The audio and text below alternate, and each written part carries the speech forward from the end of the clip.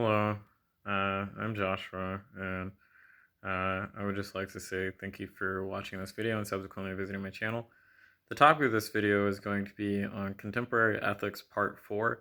And what I would like to say in this video is that in the last few videos, what I really try to emphasize and capture is really the makeup of general human phenomenology and try to outline and explicate the individuals that I'm really trying to speak to in this series, in the sense that we are not exactly the most normal. So you're an outlier in some way for some kind of psychological feature, and this outlying in some kind of psychological way makes it hard for you to really integrate very strongly into any social tapestry, which puts a certain problem on your life, because as a human being, just in terms of our base emotions and instincts, we are emotional, social, relational things. And it doesn't mean that everybody has the same propensity towards being extroverted, or everybody cares necessarily about being highly agreeable or sees it as advantageous of having a wide number of social relationships. But for life to have a certain sort of meaning to it, to be socially integrated in a way that is meaningful to yourself is very, very, very important for what you are as a human being. And so in this video, I want to talk a bit about why these things are the case, because from, as I was saying in the last video, well, and so saying that, and as I was saying in 2 videos previously, part of a lot of the reason why this is just due to evolutionary factors that we didn't understand for many years and we cannot control.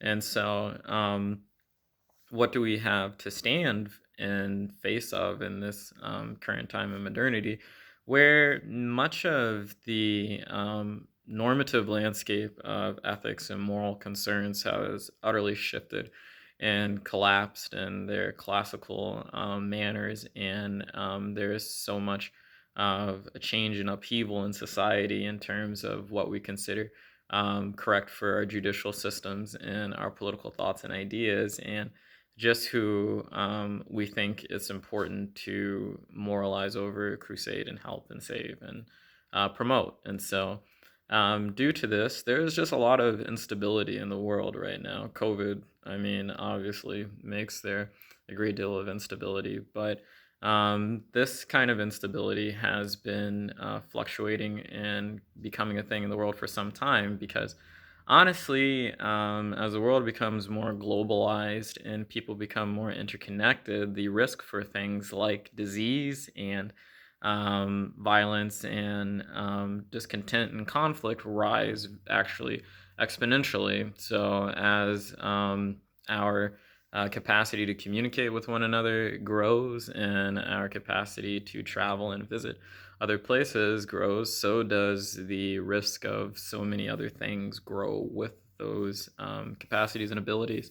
Though most of the modern material advances in the world has benefited all human beings, especially in Western societies, in a measurable way that is very substantial. And there has been a lot of positive gain in the world, but for all of this positive gain, there are drawbacks. And so we are people dealing with this world where um, you are damned and you are in need. And so how do we deal with that? Because especially given the fact that there are so many narratives in the world as what it means to be a person, and what you should think and you should feel about yourself or other people in the world.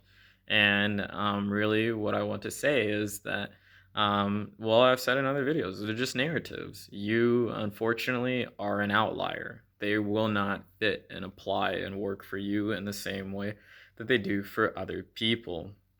Yet you are condemned to sickness, death, suffering, and pain like everyone else, and you have a fundamental need to be social and relational. And so How do you get outside of the prison of, look, man, I just can't really seem to get things together.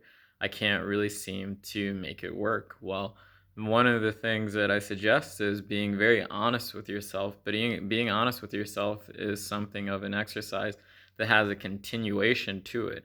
It's something where you have to be very I think you have to have a certain like necessary level of education of what it means to be a person. So, and that's what I'm trying to give people in these videos to a certain degree.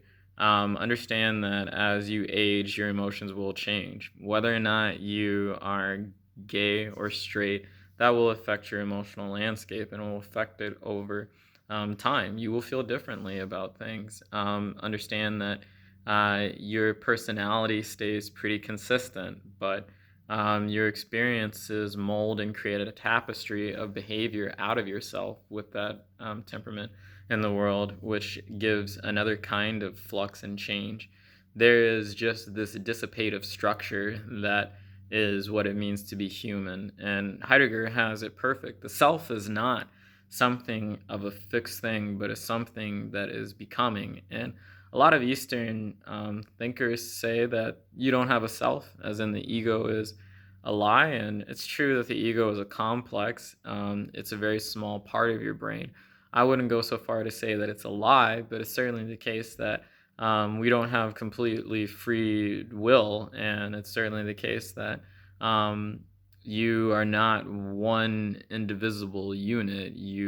Our actual cognitive makeup is the constellation of several different brain systems that evolved at very different times in the world, and they all come together to try and make some kind of constellation of organization and sense, and that's just really what it means to be human. And if you're an outlier in some psychological way, then it's just another thing to add on top of that. As in, how is it that we really organize our person to deal with the multitudinous and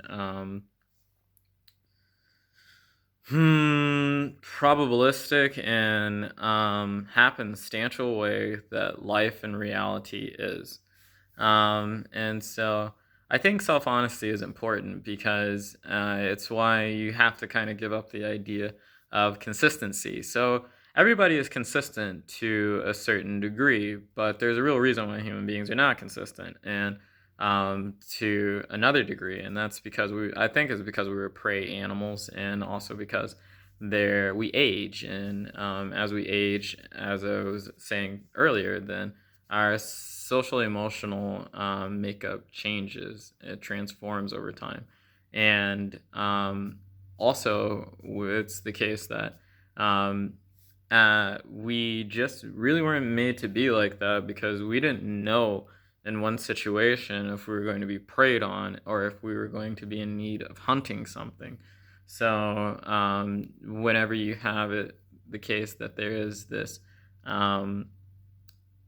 split dynamic. Jackals are a lot like this. I say human beings are a lot more like jackals than they are other primates because we're very argyle things that are kind of frail and flimsy in certain ways. And we were scavengers, and we learned to hunt, and we learned to hunt using social dynamics and big strategies of empathy, as in understanding the emotions and motivations of other animals in the world and how to hurt them and how you could inflict pain on them, as well as scare and frighten and all those sort of things to bring about the result of a kill.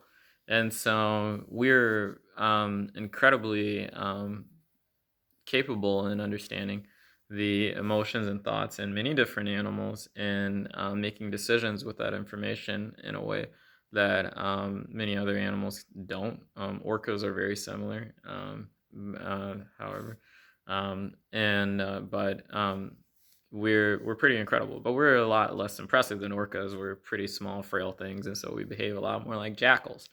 And that's where a lot of the inconsistency comes in a person because your brain is really something of a system that like is gonna flip on or off depending on whatever's going on around you, and in certain ways, like various modules, and it's just gonna flip on or off depending on what's going on around you. And it's a concert or a symphony of things constellating at once that makes what you see in the world, what you perceive in the world, and what you understand and think in the world at any one time. And so it's just not simple. So that's just because, well, everything's here due to every living thing, I think, is here due to millions of years of an extinctive process. And so, because no living thing likes to die, it's just the case that everything that is here is kind of complex as a retardant against the inevitability that there are 1,001 ways you can die in the world.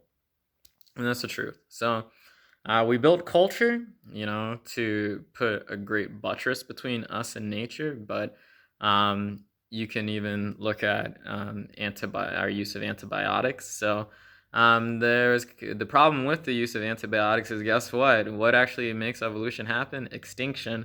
And so when you start massively killing like a lot of bacteria, you do put a real rev up in the evolutionary process of bacteria and viruses. And so we have like super bacteria, super viruses, and things like that. That's what people are calling it.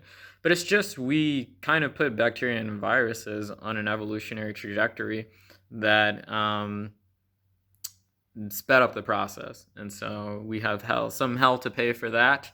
But it's just life. And so, like bacteria, we are like bacteria in a certain way that we are really everything here that is bacteria are living. Viruses are not alive, but organisms, so what does it mean to be living? Don't ask me. But organisms, I even consider viruses organisms, though I know technically that's not correct, but I just mean something that seems to influence like the dynamics of life and death for living things. It seems to, well, so that would make the sun. Well, so that's a terrible. All right, so see, it gets difficult doing the real stringent, like kind of philosophical construct I'm trying to do right now. But just suffice to say that everything that seems to be what we can understand as life, or seems to mimic life or be similar to life, seems to be instantiated because of a very long process of extinction. And because this is the case, we invented culture. And because culture is the case, culture has put constraints on the world and influenced the way that the thing looks, such that we have certain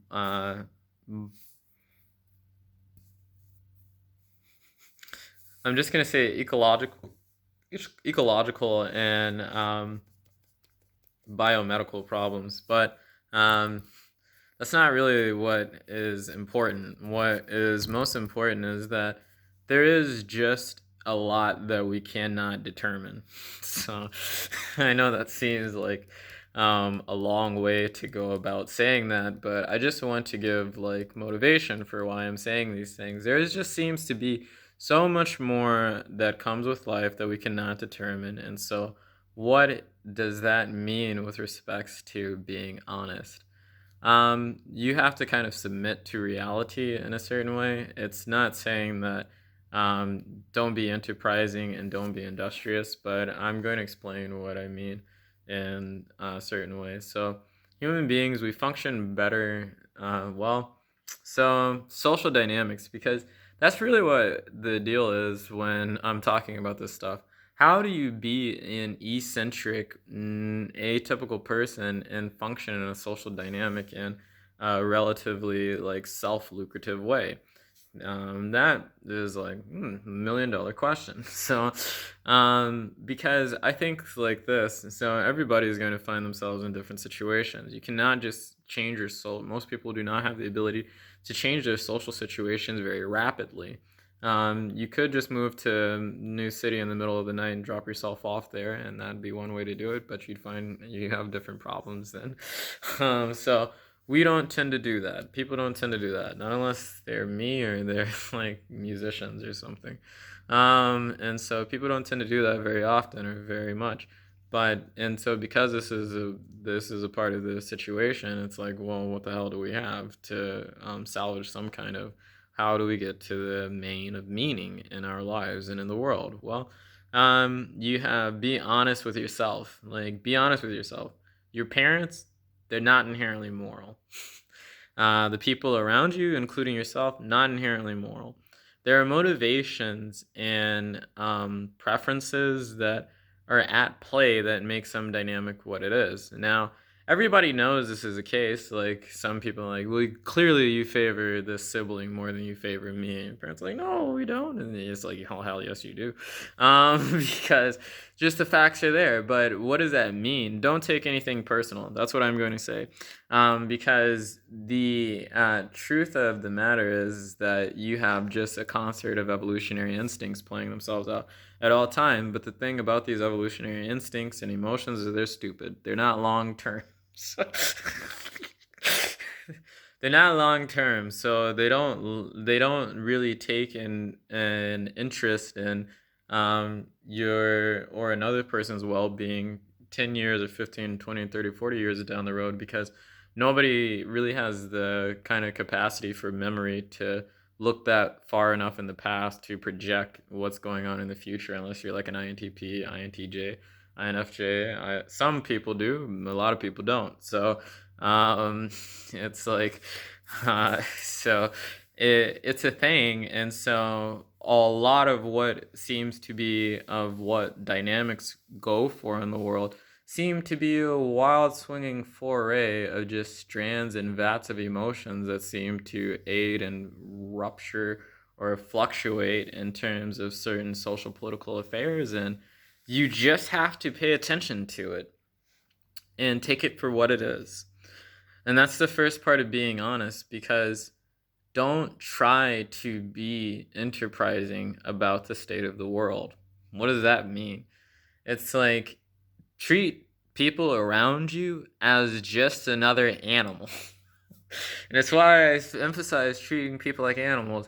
Don't think of people any different than dogs or cats or like bats or rats or rabbits or something like that.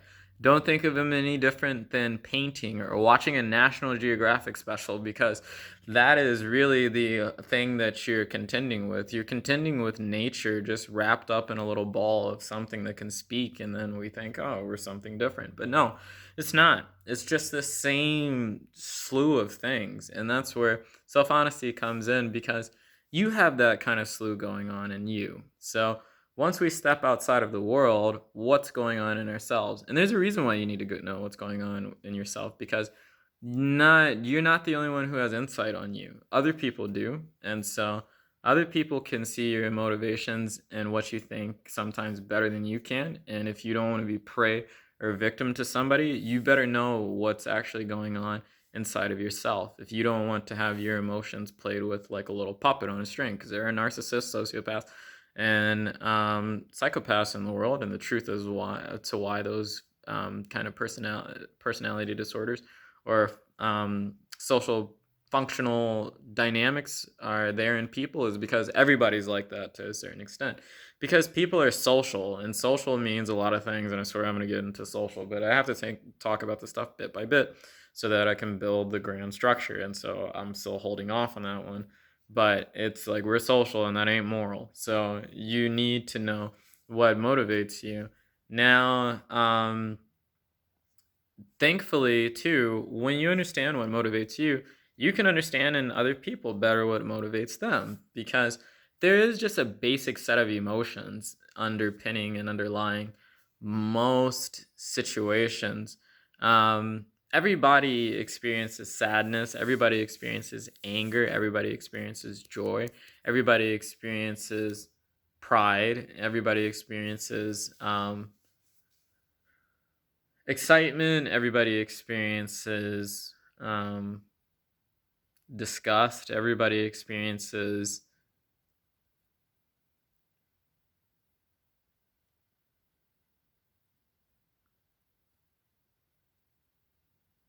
anger everybody experiences.